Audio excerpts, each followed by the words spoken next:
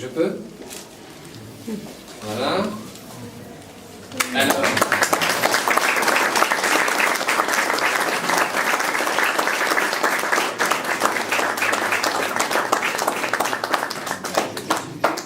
Je ne suis pas historien de l'art, donc je n'ai pas aucun titre à le commenter, mais simplement ma propre vision d'un tableau qui vous surprend peut-être, parce que au départ on peut se demander exactement où c'est. Ce n'est pas la vision habituelle que l'on a de l'église, de votre église, et c'est ça qui est très intéressant. Alors il y a 3 points qui me frappent particulièrement. D'abord, c'est cette manière dont l'artiste arrive à traduire en même temps le mouvement et la structure, quelque chose qui est très propre au baroque et en particulier au baroque romain. La structure du tableau est très forte avec ces deux colonnes très marquées, la séparation très marquée aussi entre les murs et la voûte. Et en même temps, le tableau est plein de mouvements, il est en complet déséquilibre. Les colonnes elles-mêmes ne sont plus alignées. Et puis c'est un tableau qui est en déséquilibre et avec cette manière de dynamique qui s'empare des statues de votre église. Ce monument funéraire qui devient une sorte d'annonciation, et ce buste là complètement transformé, tendu vers la lumière. Le deuxième point important, c'est justement cette lumière. Le peintre a reconstitué, peut-être instinctivement, ce qu'était la lumière dans votre église avant les grandes constructions de la rue. C'est un peu la même chose qui s'est produite à Saint-Louis-des-Français.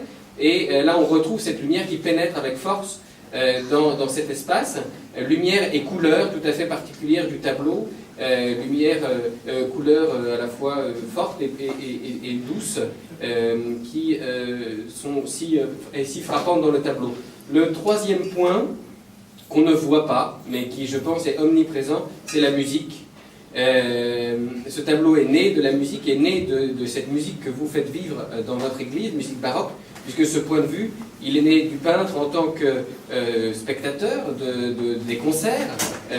C'est la manière dont l'église est allestita pour les concerts baroques qui ont lieu dans l'église, et donc ce point de vue tout à fait original, que l'on n'a pas spontanément quand on entre dans cette église, c'est le point de vue de celui qui écoute la musique, et qui, après ces longues heures passées ici à contempler l'église en même temps qu'écouter la musique, transforme, je dirais, le regard et fait apparaître de nouveaux éléments, donc musique invisible mais présente.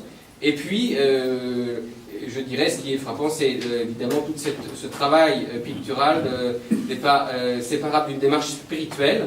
Et donc, il est évident que derrière tout ça, derrière cette transformation, cette transfiguration, il y a, je dirais, la présence d'une spiritualité, la présence de l'Esprit Saint qui remplit ce tableau comme il remplit cette église, notamment au cours de célébrations telles que celles que nous venons de vivre. Donc, quand Philippe et le recteur m'ont demandé de dévoiler ce tableau et de commenter légèrement, je ne le connaissais pas, et j'avoue que j'en étais très heureux parce que je pense que c'est vraiment un très beau cadeau pour l'Église et pour toute la communauté belge ici.